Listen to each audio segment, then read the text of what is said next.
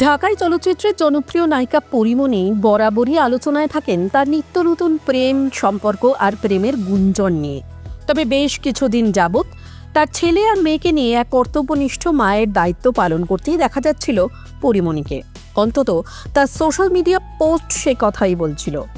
স্বামী শরীফুল রাজের সঙ্গে বিবাহ বিচ্ছেদের পর ছেলের রাজ্যর নাম পর্যন্ত বদলে পূর্ণ করে দিয়েছিলেন পরী। আর ছোট্ট মিষ্টি মেয়েকে দত্তক নেওয়ার পর থেকেই ভরা নিচল সংসার মা পরীমণির। তবে গত বেশ কিছুদিন ধরেই আবারও নতুন করে প্রেমের গুঞ্জন। তাহলে কি আবারও দুষ্টু মিষ্টি নায়িকা পরী নতুন করে সম্পর্কে জড়ালেন? কারণ একটাই, সোশ্যাল মিডিয়ায় পরীর ছেলে মেয়ের সঙ্গে বাংলাদেশের নামকরা মডেল তথা সঙ্গীত শিল্পী শেখ সাদির ভিডিও, যা নিজের অ্যাকাউন্ট থেকেই পোস্ট করছিলেন খোদ পরীমণি, যেখানে দেখা যাচ্ছিল তার ছেলে আর মেয়ের সঙ্গে ঘনিষ্ঠ মুহূর্ত কাটাচ্ছেন শেখ সাদি।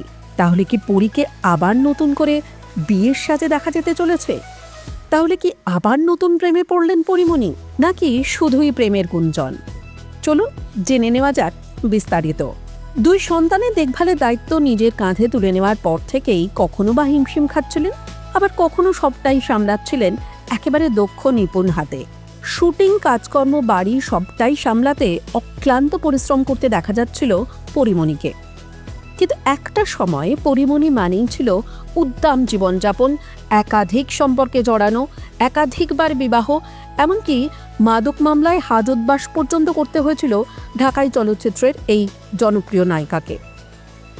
কিন্তু তার ক্যারিয়ারের কোনো সময়ই চলচ্চিত্র নায়িকা হিসেবে তার যতটা আলোচনায় থাকার কথা ততটা কিন্তু কখনোই হয়নি।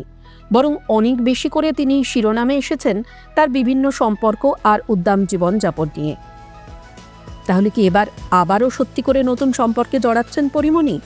নতুন করে আবারও বিয়ের তোড়জোড় শুরু হচ্ছে, নাকি শুধুই গুজব? বা আলোচনার শিরোনামে টিকে থাকার জন্য নতুন করে কোনো পাবলিসিটি স্টান্ট? উত্তরটা একমাত্র সময়ই দিতে পারবে।